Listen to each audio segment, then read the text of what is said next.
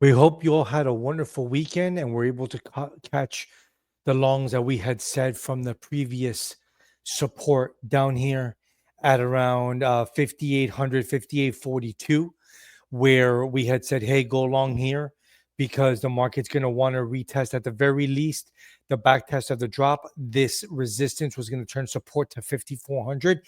And we said the market was going to want to get everybody out.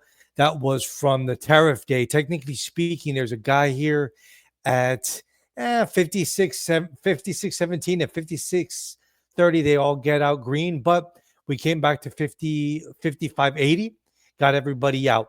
Now, what do? If you've been long, you're just running your stops. You don't want to go long up here.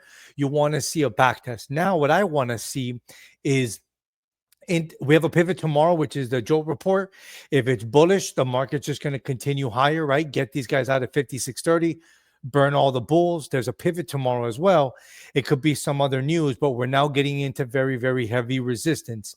So I tell people you don't have to necessarily short, but if 55.80 rejects, you take a short and you keep it tight. We want to see a defense of this trend line here, which is 54 and change. Anything under 5,500, you want to set an alert, see what holds, what dings. We're very, very overbought on the 4-hour, on the daily, every divergence on every timeline. But we can go higher, right? Where the market will just bleed everybody and say, hey, we're going to run it into FOMC and see, Powell cuts rates, which I think he's going to calm markets. I suspect dovish. And it's going to cause a pullback. So the key is, does this old divergence become supported around 54.16 into Monday and Tuesday, which is FOMC, and then work, up into, let's say, the next CPI? Or does he disappoint the market? We break all this down. It turns out to be, a false breakout, and then collapse and come back to 52.12. Gap fill down here at around 5,300s and so on and so forth. I always say tick levels. Once I'm up in the nosebleeds, I turn everything off. I don't FOMO. I don't catch a little longs. I don't care if the 55.80 breaks out. We're already running way too high. I'd rather sit, let some sort of alert. Like now, my next alert, now that the gap up is done, is set an alert for the first gap down. Otherwise, I'm out of the market. Whether it takes a week, a day, I typically don't day trade. Our team doesn't do that either. And we use AI, we use other tools that says to us, there's a pullback coming. Now, does it come, on the pivot tomorrow? Does it come Friday? Does it come for FOMC? Does it come for next CPI? I'm generally bearish between now and May 12th, which would be a little bit of a seasonal low. And then, the final low will be Memorial Weekend. But take it one day, one level at a time. On the smaller time frame, like I said, we're way overbought. At the very least, we want to see a retest. I mean, we got to come back and take some profits, at least 53.77, if not 5,400 even, right? Which is where the breakout went in on a Michigan sentiment that beat estimates, but still very, very low. So again, one level at a time.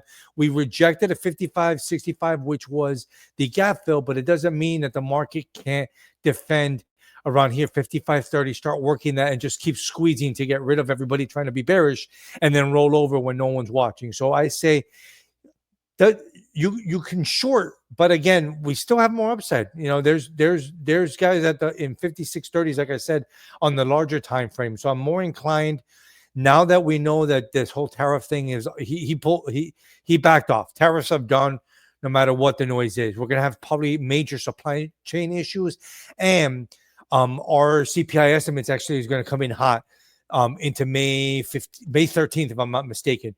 But I say set alerts, let the gap fill. Don't assume we're going to go up forever, because every time someone tells me, oh, the market's done going, down, it goes down again. Let a level like set an alert for about 5,400. See if something like this comes back with market makers taking profits after FOMC. Maybe the JOLTS reports or the confidence report comes in negative, and let something back test. Don't just say, oh my God, I missed out. You can take longs, for example, if 55.30 defends, but you're taking longs in the nosebleed section, and you're more likely to get drawdown on profit taking on all these divergences than breaking out. Can we break out? Of course, but I'd rather miss out and hold my cash and buy on the next divergence, on the next pullback, on the next profit taking. But if you must, 55.65 rejected, The low, again, to retest is all the way down here. This green support is down here at 50, like I said before, at 50.20. The market's going to ping pong. It went down, it went up and squeezed. It'll come back to find liquidity because no one is buying here in the nosebleed section. Again, when you have divergences and you're overbought, it's market makers just trying to get the low hanging fruit just to squeeze out the last pennies, because as I said, April typically actually is the second most bullish month. Now this is the worst April since 1929.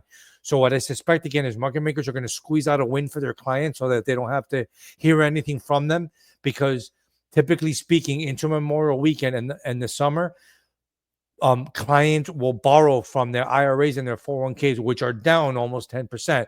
So market makers do not want to be in the red or two down. They want to, show their clients that even in, a bear market, they're not, underwater. So they're covering short. So again, a short at 55.65.